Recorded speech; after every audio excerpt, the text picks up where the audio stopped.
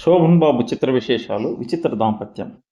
హీమేన్ శోభన్ బాబు హీరోగా అంతకుముందు పసిడి మనుషుల చిత్రం నిర్మించిన ఉషశ్రీ సంస్థ వారు తమ రెండవ ప్రయత్నంగా శోభన్ బాబుతోనే తమ రెండవ చిత్రం విచిత్ర దాంపత్యం నిర్మించారు. ఆ చిత్రం ఏప్రిల్ 16, 1971 నాడు విడుదలైనది.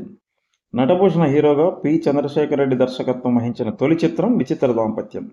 ఈ చిత్రం దర్శకుడిగా ఆయనకు రెండవ చిత్రం.